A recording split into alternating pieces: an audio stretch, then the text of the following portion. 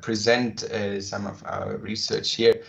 And so I will try to share my screen. I hope that you can see my presentation should start. And yes, I hope you can see my presentation now. Can you change the slides just to check? Because yes, we can. So please. All right, great. So thank you very much again. So I should probably mention at the beginning, so the results that I'm going to present here are actually from research projects that are going on at DTU, and in which I was involved while I was at DTU, in which I continued following also afterwards. Yes, thank you to DTU that I can actually present these results. So my presentation is going to have the title North Sea Energy Hub and multiDC, large-scale offshore wind power integration. And these are actually results from two projects that are ongoing or have been ongoing until recently at DTU. And the three main drivers for these projects were actually that we are going towards a system where we have 100% renewable energy, and we will actually also go to a system where we have more and more inverter connected devices in the system. That is on the generation side, but it's also on the consumption side when we think about EV charging, for example, and heat pumps. And maybe we are also going towards a system where we have actually 100% inverter connected devices. And then that is mainly for the multi-DC project. There we actually were motivated by seeing that there is actually a growing number of HVDC lines, especially in the Nordic countries, and that there is also potentially at some point HVDC grids. So we wanted to investigate more, how can you control them, and how can you stabilize systems by utilizing them in the best way. So in the recent years, we have seen that in Denmark, there have been new approaches for wind integration. There's, for example, the Kriegers Flak project, which is the first interconnection between two countries, where on the way there is offshore wind power integrated. That one is actually built as an AC connection, and then there is a back-to-back HVDC converter on the German side, since the Danish Eastern system and the German system are asynchronous systems.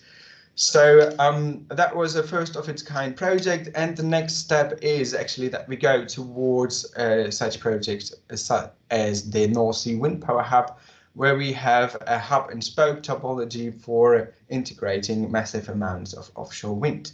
And Denmark is in the unique position actually of being involved in both of these first of their kind projects, and that was also a main motivation for our research. Just very briefly about the multi-DC project. There the aim is to develop innovative methods for optimal operation of multiple HVDC connections and grids. It is funded by an innovation fund in Denmark, and it is funded through the Grand Solution scheme. The partners in the project are two neighboring TSO, Svenska Kraftnät in Sweden, and then Energinet in Denmark. And then there are three universities involved, that is DTU in Copenhagen, KTH in Stockholm, and University of Liège in Belgium. We also have one major manufacturer on board, that is Hitachi ABB Power Grids. And then we have on the advisory board the French TSO RTE and the Nordic Regional Security Center, which is also located in Copenhagen. The project was running is running since 2017 and will end this year, so for a total period of 4 years. The other project where I will show some results from is a smaller project, which is called North Sea Energy Hub Feasibility Study, which was funded through EUDP. The partners are DTU, Energinet, and Dansk Energi. And it was running for 1.5 years, where we looked at the feasibility of such an energy hub. The team of people who have worked on these tasks is quite big, so it's 20 people, and I want to mention them because the results that I'm going to present are actually generated by these guys here. I want to highlight that Jorgos and Andrea, they have greatly contributed to the results that I'm presenting today. And at the end, I will also highlight that Andrea is actually defending his PhD thesis on Monday, and I will provide you a link. So in case that you're interested to hear more about his work, then you have a chance to do so on Monday next week. So to get started, what is the North Sea Energy Hub? So in Europe, we have a great potential of developing offshore wind power, and actually we also have a great need to develop offshore wind power if we want to reach, for example, the Paris Climate Agreement. On the left side, you can see an estimate from Wind Europe that they published in a report in 2017, where they look at a baseline scenario. If the wind power, offshore wind power development is continuing, then without greater support from the politicians, then there is a possibility of providing 80% of the European electricity demand in 2030 through offshore wind power. And if we have more support from the politicians, we can even reach values as high as 180% in an upside scenario. On the right side, you can see results from an analysis carried out by a consulting company called Ecofys, who were greatly working together with the North Sea Wind Power Hub Consortium. And they were actually translating or trying to translate the Paris Agreement goals to requirements or to goals with respect, for example, to offshore wind power. How much do we need to install in order to achieve these goals? And what you can see in this graph is the installed capacity of gigawatt per year. And the blue curve is the planned one, which is remaining rather flat.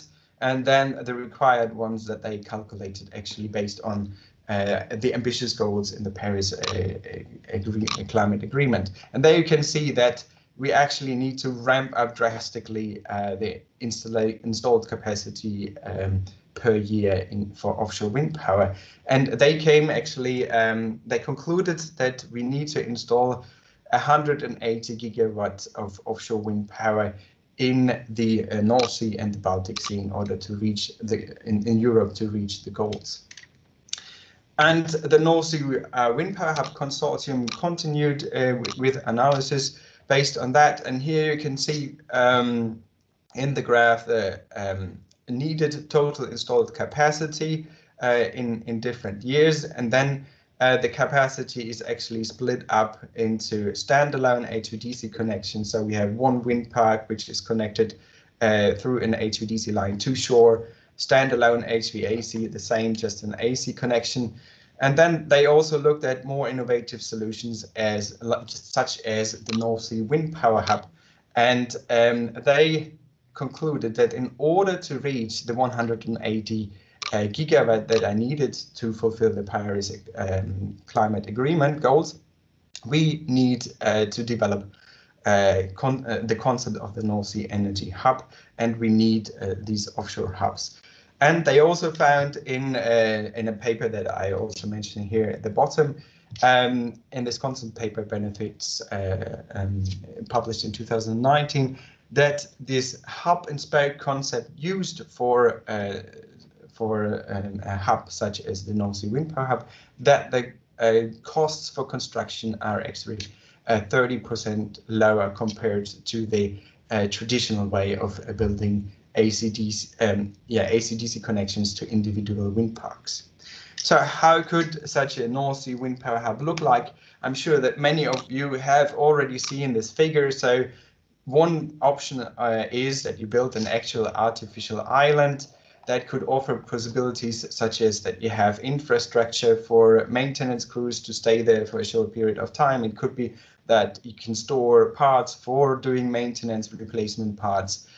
And it could also make the access to the islands easier. Another way is that you have just some check-in platforms, just like oil rigs. So that is the idea of the North Sea Wind Power Hub. Then there is also a proposal which was first proposed by Ørsted, which is a Baltic Sea energy island, which would be located in the Baltic Sea and very close, actually on Bornholm. So Bornholm is an island where there are 40,000 residents. And the idea is that you would connect 1 to 5 gigawatts of offshore wind to that island. So there you don't need to build an artificial island or a platform for housing the HVDC converters, which are then evacuating the wind power generated to the neighboring countries, because you can place those HVDC converters on Bornholm. And then they were also proposing to use power to gas on the island to store a surplus of wind power generation. And the idea was to connect to Denmark, Sweden, Germany, and Poland. And actually, the Danish government is backing up these ideas. So they have just updated their policies this year, and they would like to see by 2030 or around 2030 2 offshore islands or offshore hubs. So a 3 gigawatt one in the North Sea, which is built up in a modular manner so that you can extend it to, for example, 10 gigawatt. And then a 2 gigawatt one in the Baltic Sea, so which is connected to Bornholm. And that is quite significant if you think about that. Today you have something like 1.7 gigawatt of offshore wind power installed. So it's a 4-fold increase until 2030. When we think about these offshore energy hubs, they are not built yet. So there are certainly a lot of open questions, and I'm mentioning some of them here. So how should we build such an island? What is the optimal electrical topology? Should we use DC or should we use an AC grid? How can we then ensure operating such a hub in a secure manner? And what will be the impact on the onshore grids? What will be the impact on the European electricity markets? And then one question is, of course, is there a need for storage, and is hydrogen a possible solution? And I think I could get from the previous presentation that you have already looked a bit there into using electrolyzers and hydrogen as a storage possibility. And I will not go into detail with that. I will not present results about the need for storage, but I would like to point you to this white paper which was published at DTU, which is optimal placement of P2X facility in conjunction with Bornholm Energy Island. I will present some results from the red highlighted questions. So what is the optimal topology? How can we ensure secure operation? And what is the impact on the electricity markets? And up here you can see the guys who were actually doing the work. In order to investigate all these questions, we developed a number of open source models of the Nordic system, continental Europe, and UK and Ireland. We developed a dynamic model, which is including the North Sea Wind Power Hub, and which we are currently documenting so that we can publish it soon, I hope. And then we have also developed a market model, which is including the European transmission system and the North Sea Energy Hub. And you can see an example of it here on the right side. So there is actually also a link to this market model, and so that you can also use it. I would like to mention here that I have put in several slides something like a further reading at the bottom, so where there is papers mentioned, where we documented our work, and which you can consult if you want to read more in detail about the insights that I'm going to present here. And also at the end, I guess the slides will be shared with you. I put a list with different publications which were the result of the research, and where you can read all the nitty-gritty details that you might be interested in. So the first question that I want to discuss with you or present to you is, what is the optimal topology for the North Sea Wind Power Hub? So one idea is that we have point-to-point HVDC connections from shore, from the UK, from the Netherlands, to this offshore hub, and then we have an AC ring on the island that is representing the collection grid, which is collecting the produced wind power. And then this AC ring could be operated at 50 Hertz as we use in Europe, or it could be also operated at a lower frequency, which would have the advantage that you can connect wind power plants which are farther away from the hub. And there, one frequency, for example, that we could use is 16 2/3 hertz, which is where you can find kind of off-the-shelf components, because this is the frequency that is used, for example, in the German railway system.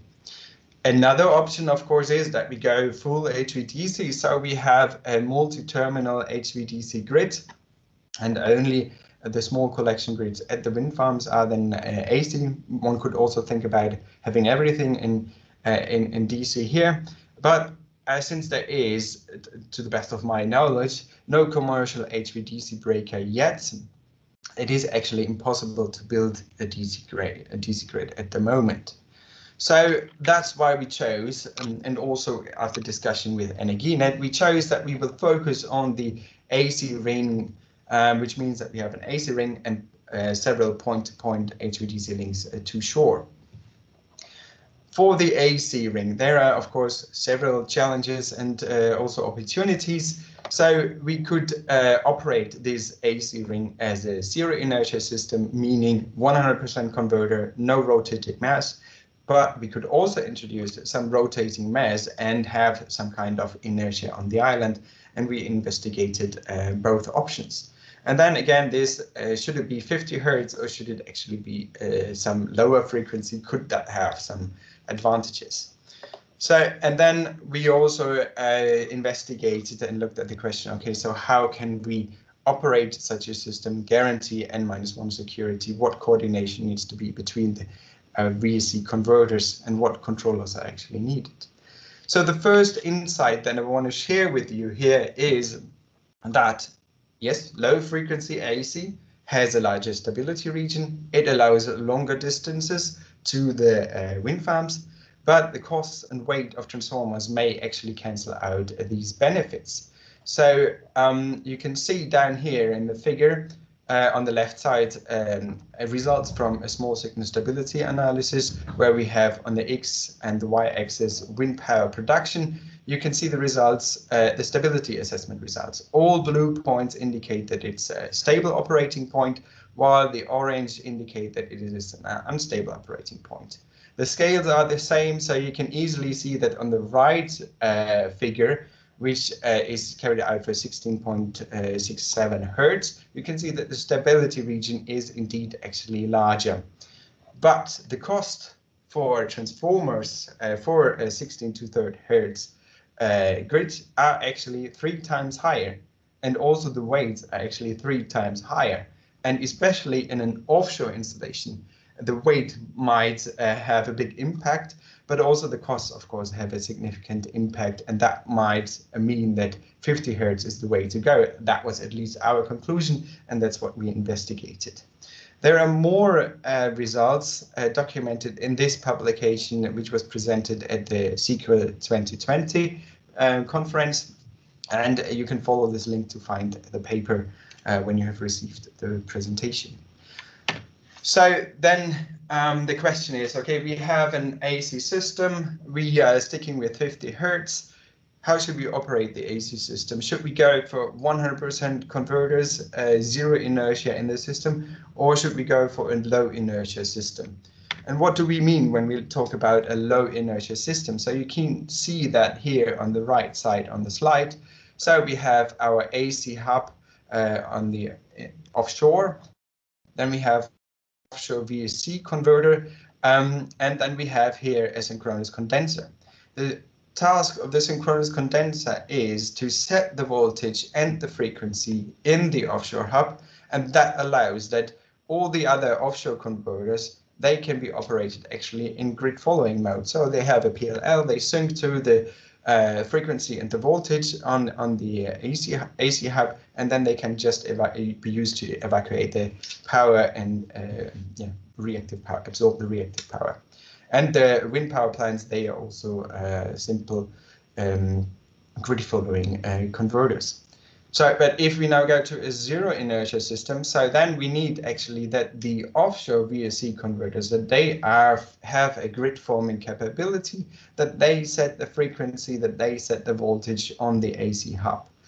And that could be that all of them are participating in this task, or that we have a limited number. preferable at least 2, so that we are n-1 secure.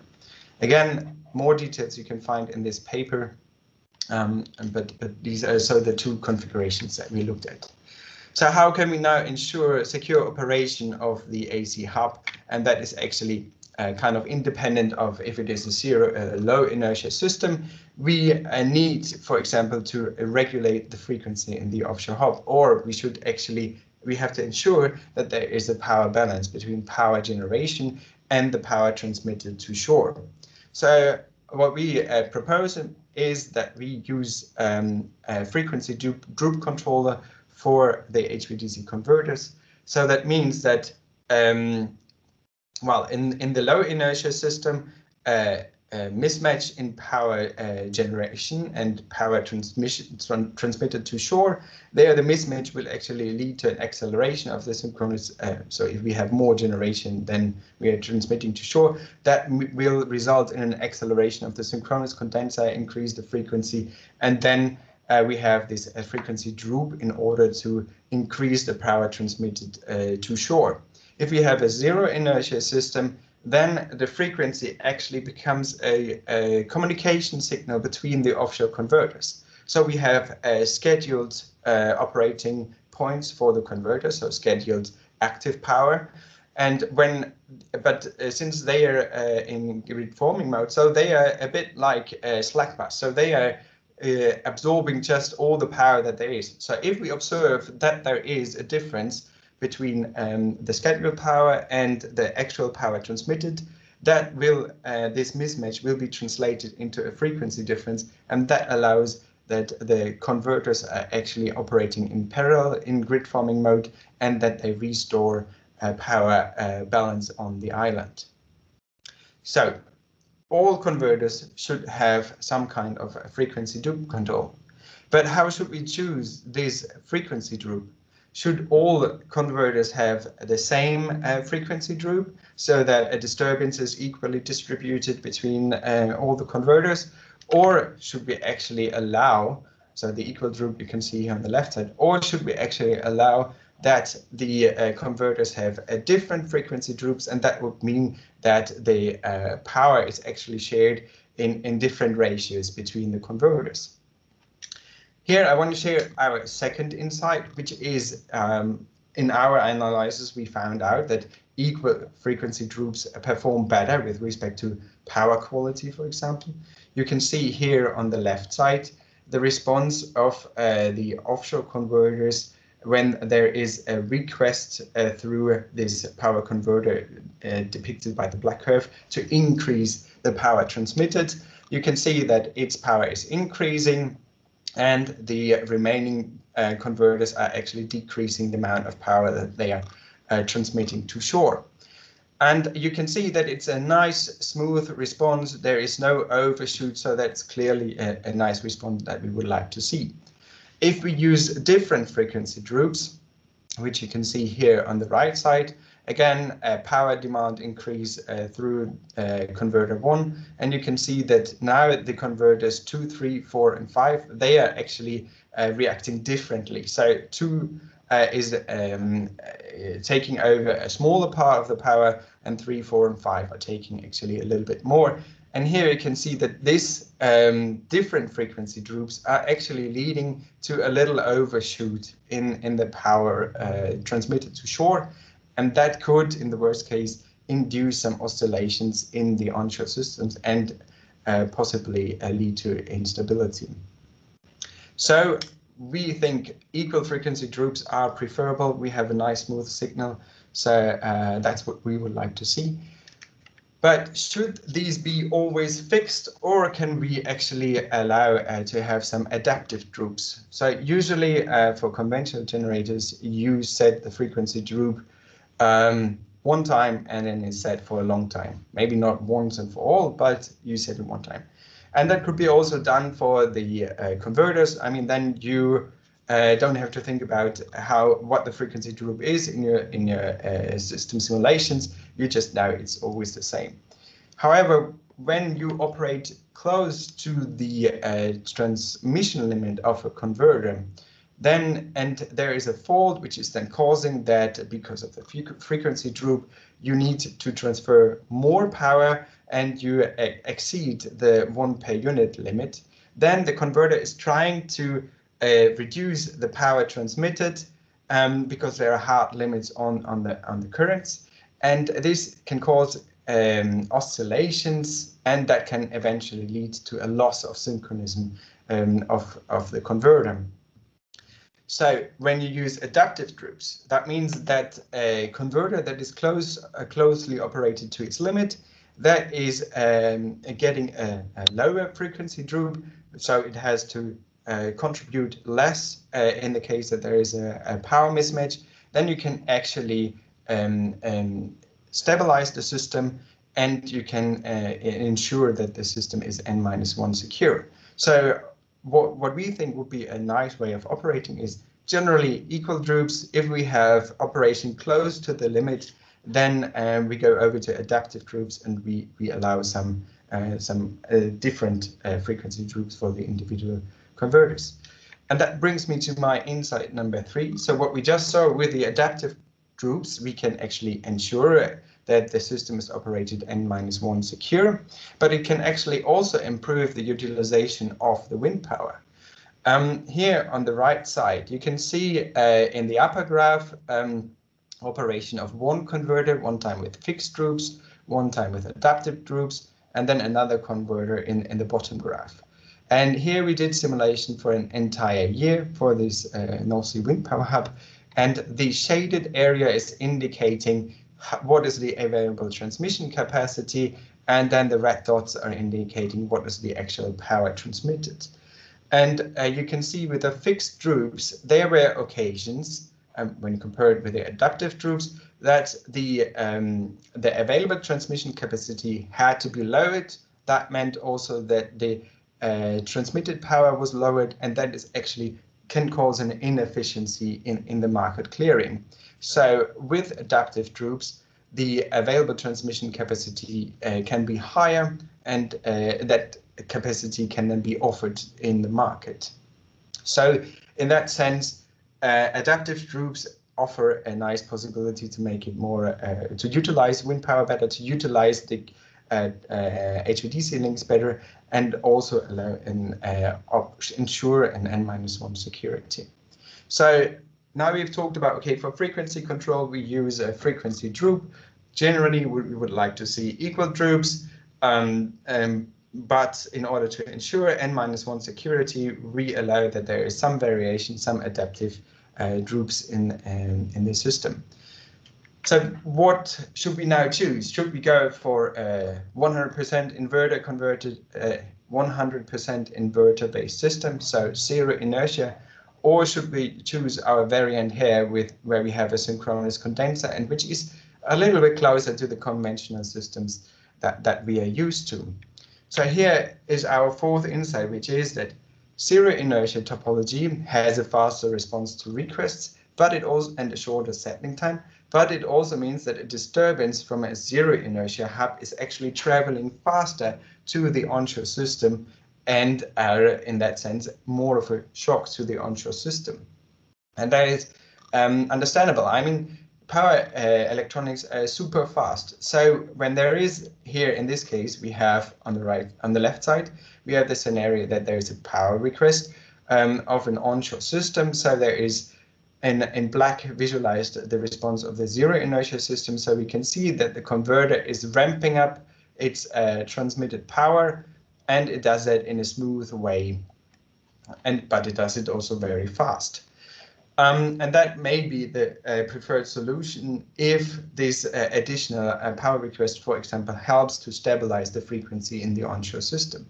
In the low inertia case, we can see here that there is an overshoot of the power that is transmitted, and this oscillation is of course also transmitted to the onshore system. And if we already have a system which is in a weakened condition and requests then a power to stabilize the system, and that is actually coming as a oscillation, that could actually be the last bit that is inducing an oscillation in the weakened onshore system and could lead to even more stability issues. On the right side, you see a scenario where we have a loss of a wind farm. So the black curve is again the zero inertia system. There you can see the wind farm is lost at 1 second and the power drops immediately down to the lower value. While in case of the low inertia system, where the synchronous condenser is actually acting as an energy buffer, so by absorbing some of the energy in terms of kinetic energy, it is acting as an energy buffer, and that allows that the power is actually changing slower. So we have here a less steep slope, but we can see again that there is an undershoot in this case. So with the low inertia system, we have a smaller rate of change. And in the zero inertia system, we actually have a faster propagation. So that is like the downside of having a zero inertia system. All right, so this was what I wanted to say on the operation of the North Sea Wind Power Hub, so on dynamics. So, but what is its impact on the electricity market? And here I mentioned that Andrea, he was actually developing a market model, which is including the UK, Netherlands, Germany, and Denmark. And he was using wind solar demand profiles from 2019. And he was modeling then the neighboring non-North Sea energy hub zones as positive or negative loads in order to keep the exchange in terms of export or import. And yes, this model is available on GitHub if you're interested. So, and then he was carrying out in this with this model different simulations. He was looking at 3 different cases, and he was carrying out a number of simulations. So we have our base case where we look at the reference case where we have no hub, so simple system operation as we have it today, but the market is cleared actually for entire Europe. And then we have a North Sea energy hub, which is varying in size. So it's varying from 5 gigawatt size to 20 gigawatt size. And the transmission capacity is in all cases the same. So we have a 5 gigawatt wind power hub, then we have also 5 gigawatt of transmission capacity. The second case is then, that is actually the difference in the second case. So here we have a 10 gigawatt wind power on the island, but we have a 15 gigawatt transmission capacity. So there is actually more capacity available for trading between the countries. And then the third case that he investigated is, so what if now Norway is also connected to this North Sea wind power hub? What would be the impact of that? And for the first case, he was analyzing the impact on the prices. You can see here on the right side, in the right graph, you can see on the x-axis the different countries. We have the North Sea Energy Hub also as one bidding zone, and then you can see on the y-axis how the prices changed when you and the distribution of prices changed when you have a wind power hub which is increasing in size. Generally, what you can see is that prices are decreasing, so that is true for the UK, that is true for the Netherlands, for example. A slight increase he observes also for Germany, that's maybe difficult to see. And then also for larger wind power hub, you can maybe see here a slight decrease in price for Denmark.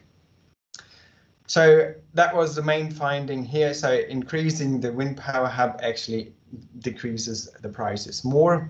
If we look at our case number 2, where we increased the transmission capacity, that resulted in that there was actually more trading between the countries. So in the upper graph, you can see here again the countries, UK, Netherlands, Germany, and Denmark, and then the electricity traded in terawatt hours per year. The brown bars are the 10 gigawatt transmission, is the case with 10 gigawatt transmission, and the green is then with 15 gigawatt transmission. And you can see that this additional transmission capacity is actually used by these countries to trade electricity with each other. And that again has an impact on the prices, which leads to a further price reduction. And then he was also investigating, okay, if we have a larger amount of transmission capacity, what does it mean with respect to wind curtailment? So if we have a 10 gigawatt wind park or 10 gigawatt wind power on the island and 10 gigawatt transmission capacity, then we actually need to curtail power on the North Sea Wind Power Hub. And considering development of wind power in Denmark, then there's actually also the need of wind power curtailment. And I think my colleague from Energinet also mentioned earlier that actually they are already today curtailing wind power regularly. So if we now increase the transmission capacity of the hub, then this results that there is no longer a need for wind power curtailment, which is also leading to a more efficient market. Now, the case when we connect Norway. Norway is quite special because it has a large number of mainly hydropower generation, and that is actually at a very low cost. So that means that changes actually the operating point of the North Sea Wind Power Hub significantly. So when Norway is connected, then instead of that Germany is actually exporting power, they are mainly importing power.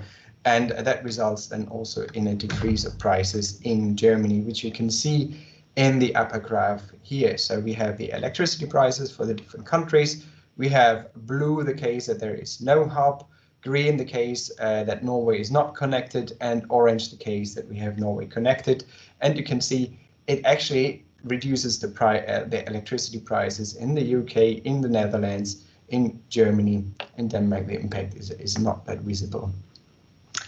So, and if we look at the electricity traded through the hub, it becomes visible what I mentioned about Germany. So Norway is exporting a lot of power and Germany is exporting much less power, but that is also true for Denmark and the UK. So their exports are also decreasing. So that means that they are actually importing more. So to give the last insight of my presentation is that introducing the North Sea Wind Power Hub generally results in an overall decrease of the electricity prices in the North Sea Wind Power Hub countries, so the countries which are around the North Sea. And if we offer more transmission capacity, that will result in more trading between the countries, and it will reduce or eliminate the need for wind power curtailment.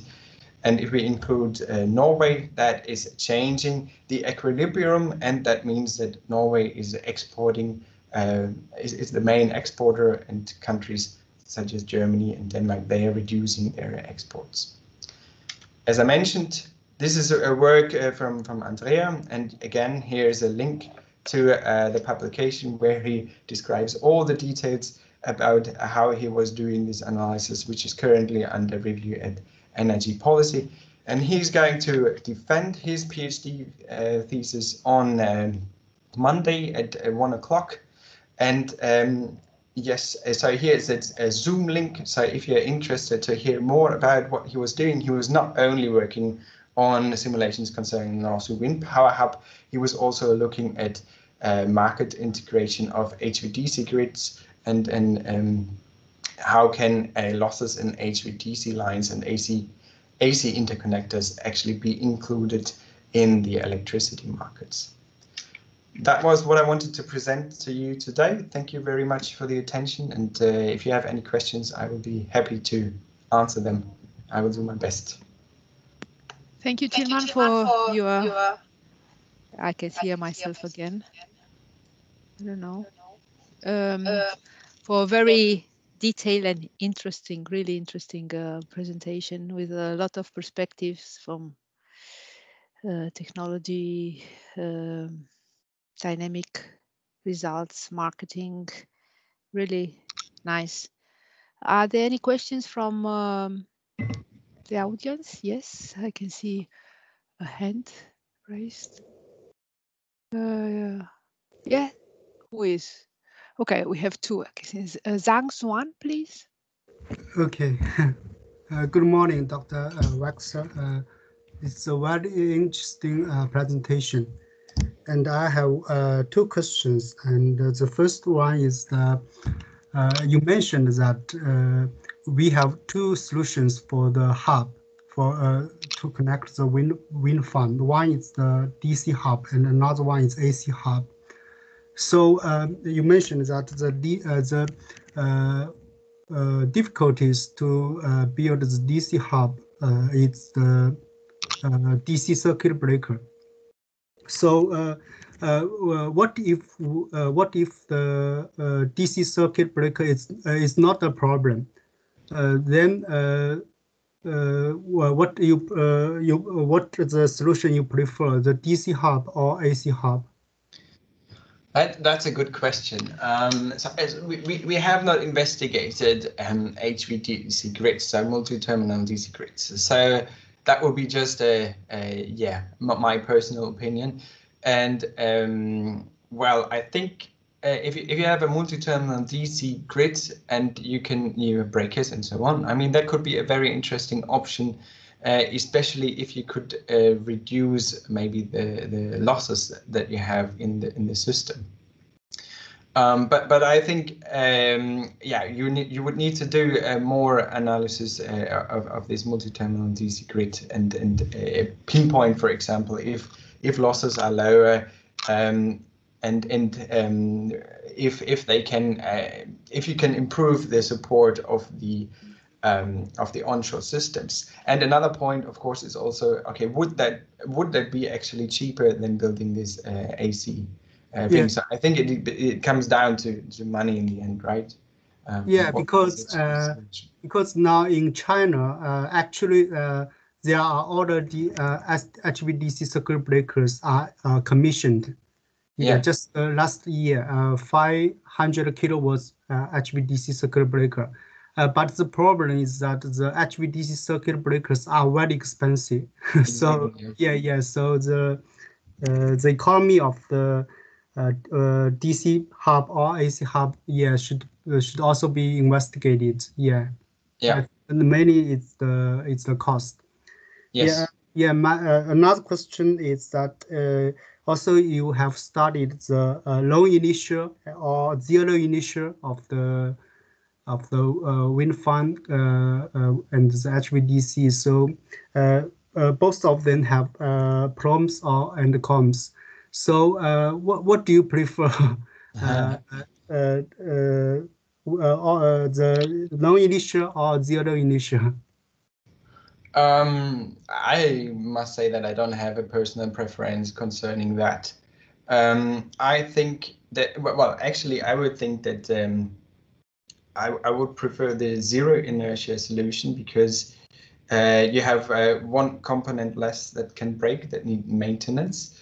And I mean, you have you can respond very fast to disturbances, and you can provide a very fast support to the onshore grids. And I think this is a very nice feature that the hub could offer, and where it could help the stabilizing the onshore systems when they are transitioning to 100% renewable systems.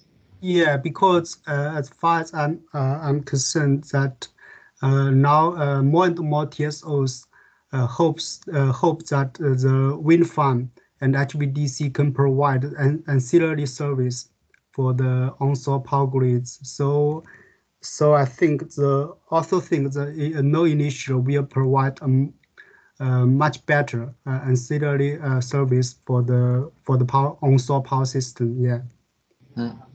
Okay. Thank you for answering. Thank you very much. Thank you, Zhang. Damien, please.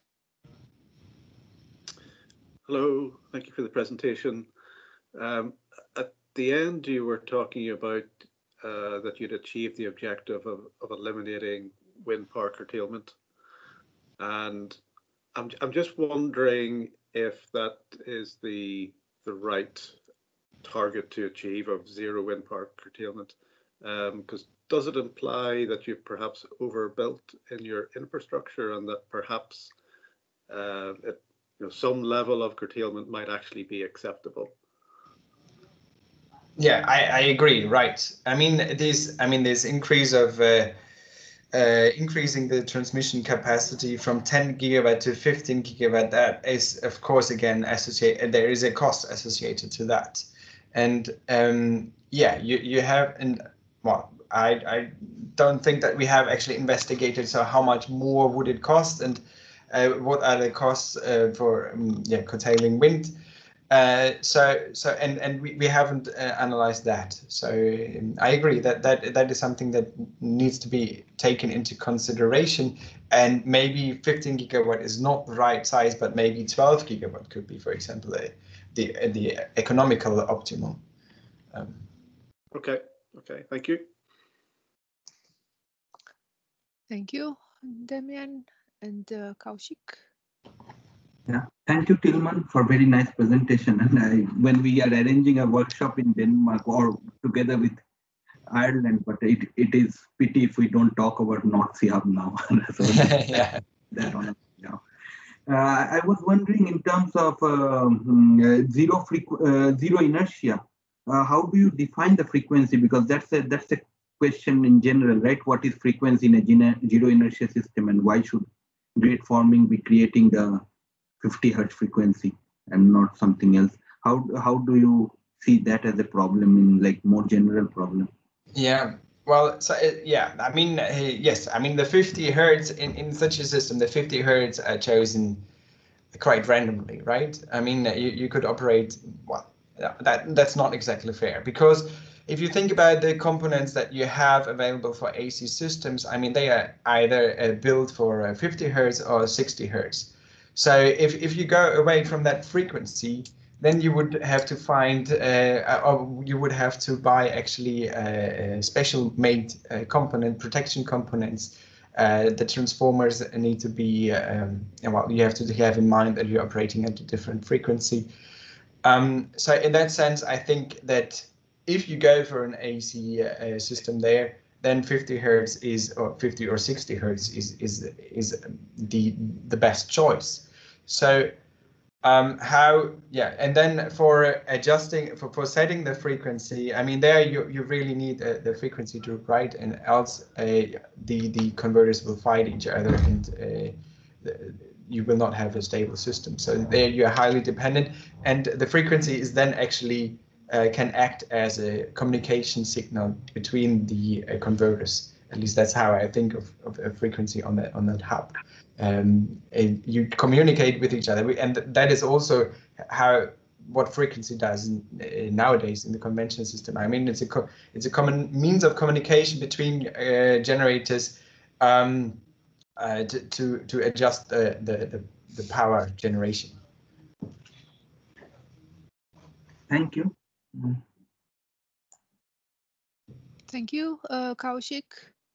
I may also have a few questions. You are talking about this investigation where you have look at equal droops and adaptive droops and so on, and advantages and disadvantages. I was just wondering, how do you see the change between these two modes could be done? Is it a centralized control, or how should this be implemented in real life? Yeah, that's a very good question. I mean, the question is also how often should you allow to update the droop? Yeah, I mean, this is the following one. Yeah, I mean, this is this can be very, very challenging. I mean, now the analysis what we did was on an hourly basis, and so there we allowed also to adapt to change the frequency droop every hour, and but I mean, is that sufficient? I mean, your wind power generation is is fluctuating much more, so you might need to adapt more frequency to really ensure N-1 security. And then I think that is something that needs to be discussed with the TSOs, because they are the ones that are on the other side, and that they are the ones that are then receiving or that are exposed to the changes that are coming from the wind power hub. But generally, I would think, yes, it should be a centralized controller that is coordinating the frequency droops of the individual converters on the island. Okay. Okay, thank you. And I was, I am not sure that I have understood it or catch everything. When you are doing these investigations and to these conclusions, you have look only at a specific study, a specific event, or you have also investigate different types of events in the system? Do you mean in the North Sea Wind Power Hub, or? Yeah, I mean when yeah, you were saying that equal droops are good for this and adaptive droops are for this. These studies you have, it was only a specific focus event, or you look at different events? Sizes of droops in frequency, or what dropped in frequency and so on. I don't know. Yeah, so well, I'm not sure that I can answer all the details, but I know that Jorgos, the PhD student who was doing these studies, he was looking at the power imbalances. So that was his main concern. So he was not necessarily looking, for example, at short circuits, but he was looking at, okay, what if one of the HVDC links is tripped? How can the power be shared between the remaining ones? And what if one of the big wind parks is tripping? And how can this? So he was mainly looking at these disturbances, and there at the so assuming, for example, that the wind park is operating at full capacity, assuming that the interconnection is operating at full capacity to see the largest impact, and that was for the dynamic part. So then the investigation of how the available transmission capacity is impacted by adaptive droops versus fixed droops. So that was done based on hourly data for an entire year, where Andrea used this market model that he built up. Was it also an assumption on the size of the converters? Yes, so that was also in collaboration with Energinet. So we were studying on generally on a 10 gigawatt North Sea Wind Power Hub and 5 2 gigawatt connections to shore. Okay, okay. I can see that it's a comment. Before that, I will also by changing all these droops and so on, so indirectly you have looked a bit at the coordination between converters, right? Are there other plans to investigate the coordination between converters in order to avoid that they are fighting against each other? I don't know if you have seen some troubles in some cases. Currently, no. So we have investigated also the coordination, but that was not for the North Sea Wind Power Hub. So that was more general for the entire Nordic region, where we looked, for example, at more specifically about how can we share reserves between the different asynchronous areas, something like fast frequency response, for example, and how can we improve the operation of low inertia situations in the Nordics? So that was some work that we also did, but yeah. Okay, thank you. I can see in the comment there is a question, so I will read it up. As defined in your presentation, the zero inertia power system denotes that the power supply in the power system is just from non-synchronous generation units, but they are fitted with a grid forming control. However, the motor loads in the power system still have a considerable inertia. So could you please explain how to determine the inertia characteristics of the power system that consists of non-synchronous generation units and motor loads? Yeah, so in our studies, we actually assumed that it is only the converters, which the VSC offshore converters of the HVDC links connecting the hub to shore, which have a grid forming capability. So the converters of the wind power plants, or the individual wind turbines, they are still grid following, and in that sense they have a PLL, and they just do some kind of maximum power point tracking. So they were not contributing to stabilizing the frequency. But that is, of course, something. Well, and that was simply on the assumption that well, you want to buy off-the-shelf wind turbines, and they are then can just provide these active power injection or maximum power tracking, point tracking. Anyway, so if of course they could be also equipped with some kind of frequency droop and help to stabilize the system. The question, and then they could also contribute with their inertia. That's correct. So the question is that yeah, we have not investigated what the impact will be, but that would mean that you suddenly, from having in a 10 gigawatt hub, for example, just having 5 converters that you have to coordinate, now you have suddenly 50 or even more, 100 that you have to coordinate. So that there you really have to be careful that you tune them perfectly, or in an effective way, so that you do not end up in a situation where you have actually oscillations between the wind parks. And Anka, you know that, but I mean, if you if a wind park or wind power plant is actually starting to provide also inertia, it could also start some oscillations, I guess, of the tower, for example. I don't know what the limits are there exactly. But yeah, it's an option. It would just need to be investigated in detail. Yeah, it's quite complex aspect. I mean, the wind turbine is not very simple.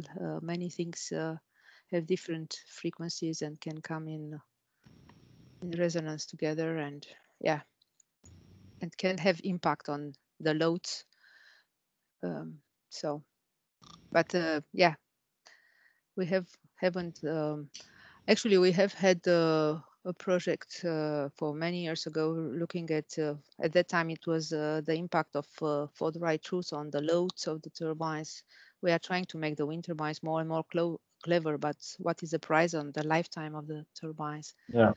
The same also with I think that one of my colleagues look at inertia impact, because we have this possibility to connect at DTU. We have the possibility to connect different tools, Hawk with focus on the loads, and yeah, the other Silent and MATLAB focus on the control and electrical parts and connected.